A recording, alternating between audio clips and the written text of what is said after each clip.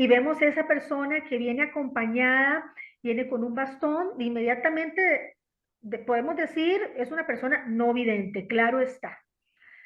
Y es algo muy visible, inclusive porque la persona es acompañada, la persona trae un objeto que simboliza esa dificultad en su movilización por ser no vidente. Es algo muy visible.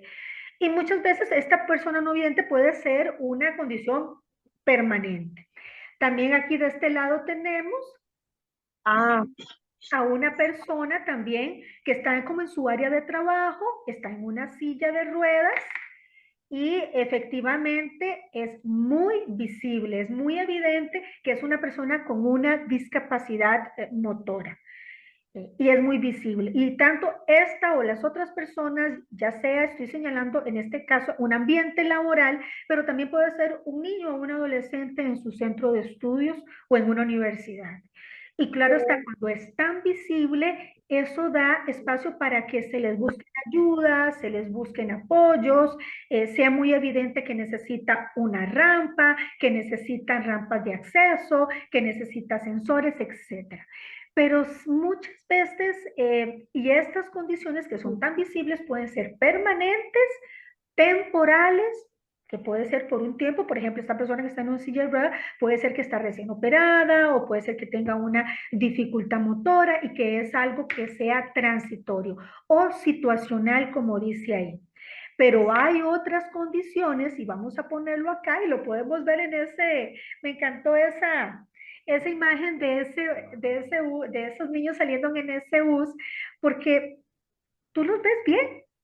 Nadie sale ahí con silla de ruedas, nadie sale con un bastón, pero no significa el que veamos estos niños así, o de repente estoy poniendo un bus escolar, pero de repente puede ser un bus de tu trabajo. No sé, si tú trabajas en Paso Ancho, trabajas en Heredia, y toda la gente se está bajando del bus, una persona que se está bajando de un taxi, lo que sea, y tú la ves como estos niños que no tienen, que no se ve visiblemente alguna dificultad. Y precisamente eso es lo que pasa con algunas situaciones, por ejemplo, las dificultades en el procesamiento sensorial. Entonces puede ser que este niño que bajó del bus, este que tiene los audífonos, tú lo ves sano, alto, pero puede ser que tenga una dificultad en el procesamiento sensorial y no la veas. Por lo tanto, son invisibles. Entonces, para generar concientización en este tema, tenemos que partir de que muchas cosas no las vamos a ver, no las vamos a percibir. Entonces van a ser condiciones invisibles que hasta que en el momento en que las conocemos vamos a hacer conciencia porque soy un directivo de una empresa y sé que esto puede existir, soy la directora de una escuela, soy la decana de una universidad o tengo una mini empresa y en mi emprendimiento trabajan 10, 8 trabajadores y tengo que tomar en cuenta que no necesariamente todas esas dificultades se van a ver, pueden ser invisibles.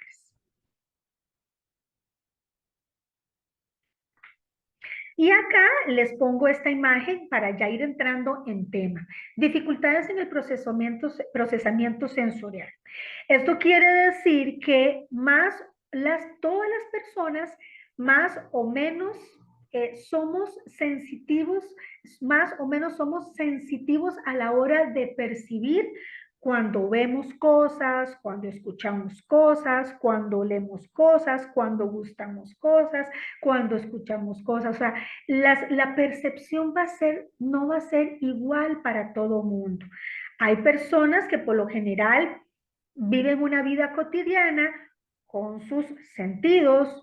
Aquí estamos marcando 5 sentidos, pero también sabemos que también se han generado y se han propuesto otro tipo de sentidos a nivel del movimiento, a nivel de cómo percibimos internamente en nuestros órganos, a nivel del espacio, también también tiene que ver con sentidos. Y no solamente estos. Entonces, repito, las personas somos más o menos sensitivos a la forma de cómo percibimos a través de estos medios como seres humanos. Y cuando hablamos de dificultades en el proceso, el procesamiento sensorial, muchas veces hay personas que las conocen más con su nombre en inglés. Entonces, si de repente a nivel, digamos, de español, tal vez no lo vas a encontrar, o si de repente a raíz de este webinar esto te genera inquietud de seguir investigando más, de repente no lo vas a encontrar en español, pero sí más, buscar más bibliografía o información como Sensory Processing Disorder o Sensory Integration Disorder. Entonces, esos son como los nombres en inglés que más vas a encontrar. Entonces, si ves en esto, es de lo mismo que vamos a hablar hoy en este webinar. Y como lo vamos a ver más adelante, ¿qué dice la ciencia? ¿Qué habla la ciencia sobre esta dificultad? Hoy día sabemos también que muchos profesionales, por ejemplo, los terapistas ocupacionales, hacen planes alrededor de estas dificultades en cómo las personas procesamos. Ahora, no quiere decir que todos vamos a necesitar una terapia o un plan de cómo percibimos nuestros sentidos, no, sino que lo que las personas van a necesitar este plan o esta ayuda o este apoyo o darse cuenta que tienen esta sensibilidad a cómo perciben a través de los sentidos cuando son situaciones más extremas que ahora vamos a ver, cuando es hiposensibilidad o hipersensibilidad. Y vamos a verlo acá. Y este es como un grafiquito que yo les traje que un poquito también resume esto que les voy como a explicar sobre dónde se ubica dentro de todas las personas, cómo es este término de neurodivergente, porque también un día eso también me preguntaba, bueno, ¿y qué es eso de neurodivergente? ¿Y qué quiere ver, qué tiene que ver la neurodivergencia con el hecho de que pueda tener TDAH o pueda tener autismo o que no tenga ninguna de las dos, pero a mí me pasa todo este tema de la sensibilidad sensorial, ¿verdad? Y es que resulta que las personas, la mayoría de las personas son neurotípicas, ¿verdad?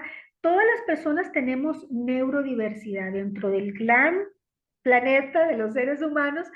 Existe la neurodiversidad, así como hay diversidad en otras áreas de la vida de los seres humanos. Y en nuestro mundo, en nuestro planeta, las personas también existe la neurodiversidad. ¿Qué quiere decir eso? Que las personas funcionamos a nivel diferente, a nivel cerebral, a nivel de nuestro cerebro, de cómo percibimos el mundo, somos de manera diferente. ¿Qué quiere decir esto? Que ya hoy no existe que alguien sea normal o anormal, que no funcione mal o funcione bien, sino que funcionamos diferentes. Y en este gran ámbito somos neurodiversos, no hay cerebros iguales. Pero resulta que en esa neurodiversidad existe, la ciencia ha estudiado diferentes grupitos de cerebros o diferentes grupitos de formas de estructuras cerebrales que tienen ciertas características similares. Y la ciencia ha ido con los años, con las décadas, con los estudios científicos, ha ido agrupando a estas personas. Y estas personas con estas características, la ciencia le ha puesto un nombre. Y no para etiquetarlo, sino ese nombre es más bien para generar más estudios, generar más tratamiento, generar más investigación en torno a eso. Cuando se le pone ese nombre, es para generar un mayor estudio. Por ejemplo, las personas con dificultades, eh, digamos, con dificultades en la atención, concentración, como son las personas con TDAH, las personas con trastorno del espectro autista.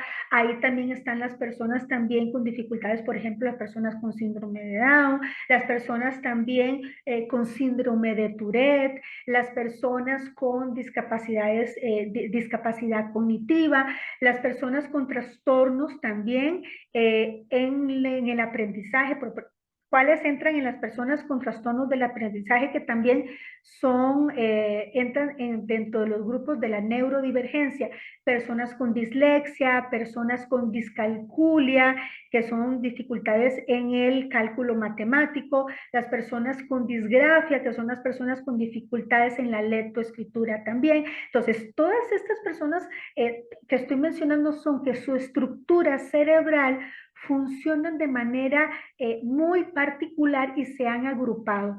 Se les ponen este nombre para generar más estudios y estas poblaciones se le llaman poblaciones neurodivergentes, para diferenciarlas de las personas neurotípicas que no tienen estas características. Entonces, habiendo explicado esto, las personas que tienen dificultades en el procesamiento sensorial, por lo general, se ubican en personas que son neurodivergentes.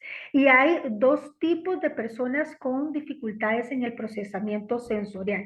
Las personas, los neurotípicos están acá, ¿verdad? Donde manejan sus sentidos de manera típica, por decirlo así. Pero hay personas que son hipersensitivos, en donde a ver, esa hipersensibilidad está más a flor de piel y se necesitan que su ambiente en general sea menos intenso a nivel de esos estímulos para poder funcionar mejor en la vida. Estas personas hipersensitivas necesitan menos estímulos. Personas, por ejemplo, aquí lo estoy poniendo, patrones más simples, o sea que si estas personas van a un lugar de trabajo, van a una reunión, necesitan para poder enfocarse, para poder sentirse bien, necesitan estar en lugares o trabajar en lugares más simples, sin mucho color, sin muchos objetos. Por lo general son personas que necesitan luz más tenue, más baja, no luces chillantes. También van a ser personas que van a requerir trabajar en lugares más ordenados y sencillos, o sea que un lugar muy aglutinado, por ejemplo, un aula, imagínense inclusive las aulas de preescolar y de kinder, en donde por lo general se piensa que a veces entre más color, más chunches, más pylor, más imágenes, va a ser más llamativo, y no, puede haber que en esa aula exista o haya un niño que más bien ese exceso de estímulos visuales más bien le afecte y más bien sea un niño que necesita por eso ese menos, sea más hipersensible a esos ambientes o a ese ruido visual, por decirlo así, y necesita estar en un lugar más sencillo. También estas personas desde el lado de la hipersensibilidad, también están las personas que también necesitan tener como un límite en su espacio. No se van a sentir cómodas entrando a un salón grande donde exista muchas cosas, muchas personas. Entonces, si le presentas un espacio más concreto y más sencillo, esta persona va a ser un lugar más amigable. Sin embargo, existen también la otra cara de las personas de las personas con dificultades en el procesamiento sensorial, que son las personas hiposensitivas, que al contrario de las hipersensitivas, más bien por eso está ese más, necesita ese mayor estímulo,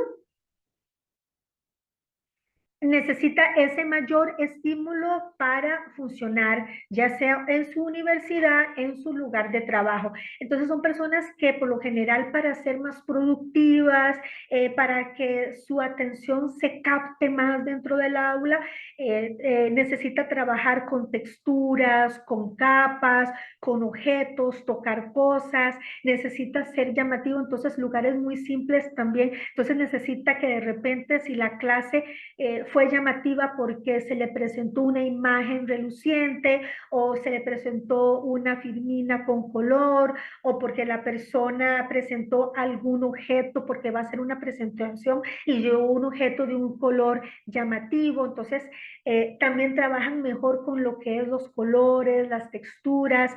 ¿Por qué? Porque para que funcione mejor, sea más productivo en su trabajo, en su estudio, tiene que haber más atracción a nivel visual. Son personas que también se ven más beneficiadas trabajando con música de fondo. Por lo general son personas que también no les va a afectar también el que existan personas hablando a su alrededor.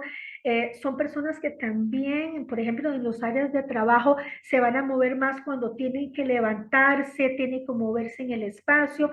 Las personas hiposensitivas, ¿verdad? Que necesitan más estímulo que otras personas. Por lo general van a hacer, les funcionan mucho las modalidades, por ejemplo, taller, donde los pones a hacer trabajar en grupos, los pones porque tienen que ir fuera del aula, a trabajar en campo. Entonces, todas estas cositas las menciono para que si tú eres docente, si tú trabajas con, si tú estás en tu hijo y vas a hacer una tarea con tu hijo, puedas observarlo y puedas saber cómo es tu hijo, cómo es tu hija a la hora de hacer un proyecto, de hacer una tarea, para que tomes en cuenta si es un niño, si tu hijo necesita, es hiposensitivo y necesita más estímulo, por eso el más, o al contrario, es hipersensitivo y necesita también que menos sensaciones para poder regularse mejor. Persona como disfrutando en el cine, eh, feliz, y uno diría, bueno, qué lindo ir al cine y todo, pero muchas veces para las actividades que son usuales y son llamativas y nos gustan, por ejemplo, una actividad de este tipo, muchas veces para las personas hipersensitivas puede ser una situación o una experiencia muy desagradable o puede decir, bueno, yo voy a ir a esa actividad, pero va a devengar un mayor esfuerzo. ¿Por qué? Porque son personas que si van al cine, a veces se les dificulta porque el sonido es muy fuerte, porque tal vez tienen hipersensibilidad al tacto, entonces inclusive el sonido cuando, ¿verdad? Cuando suena fuerte los parlantes, inclusive lo pueden sentir a nivel de su cuerpo. Hay personas, como vemos acá, que está este solcito y esta carita como congelándose.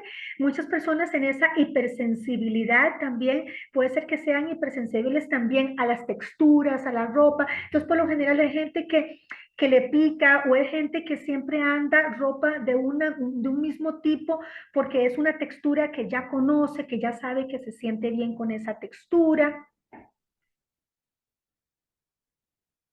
Estas luces de acá también. También son personas hipersensibles a la luz.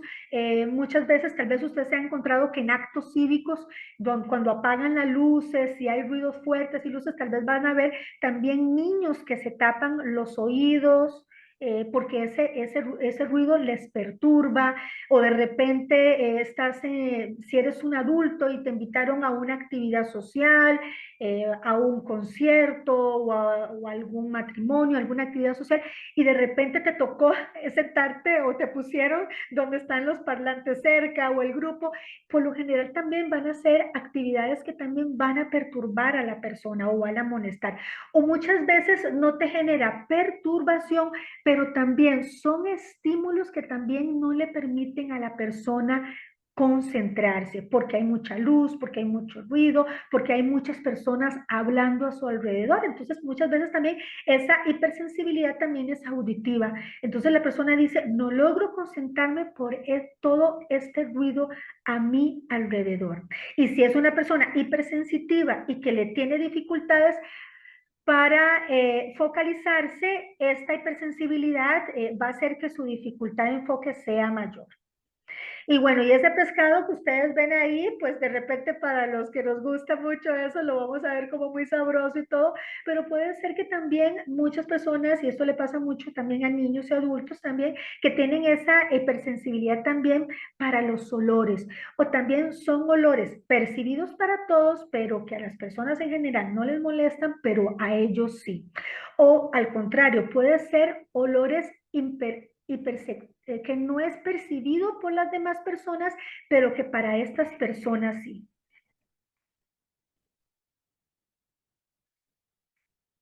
Y luego vemos este niño acá también. y que lo vemos de repente muy feliz, muy contento, trabajando con pinturas, pero muchas veces las maestras se ven enfrentadas que aquel niño no quiere hacer ese trabajo, o de repente trabajar con plasticina o trabajar con ciertas texturas, porque tal vez son también sensibles al tacto.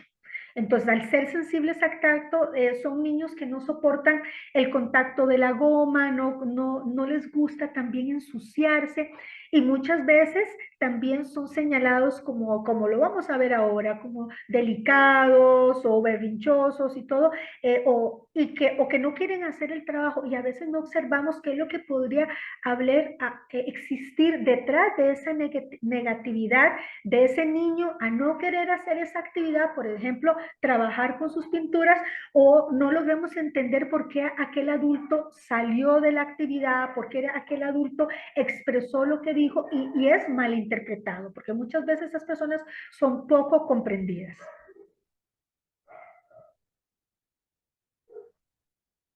¿Okay? Y al ser poco comprendidas, nos enfrentamos al tema de las emociones.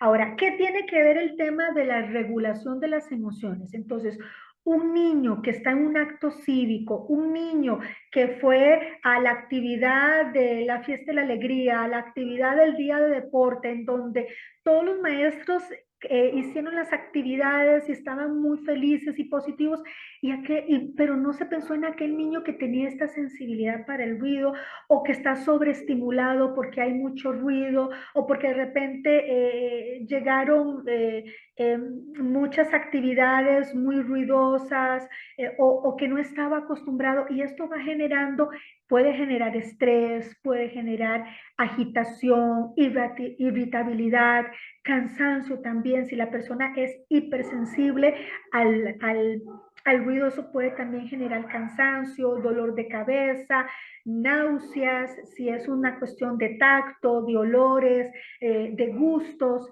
Entonces, puede ser que esta persona, ya sea niño o adulto, se enfrente a toda una expresión de sentidos que no puede regular, que no puede contener por su hipersensibilidad en este caso, y se pone irritable y se ve enfrentada a estas emociones. Y muchas veces las personas que estamos alrededor, los docentes, los profesionales, los padres de familia, en una fiesta de niños, en una actividad de adultos, muchas veces no comprendemos la reacción que tiene esta persona y la tachamos, la juzgamos sin comprender lo que realmente está pasando. Entonces, si estamos en la escuela, si estamos en una actividad de niños y este niño tiene una reacción a algo, a una situación muy repentina, observar al niño por qué reaccionó de esa manera, qué fue lo que le pasó a ese niño.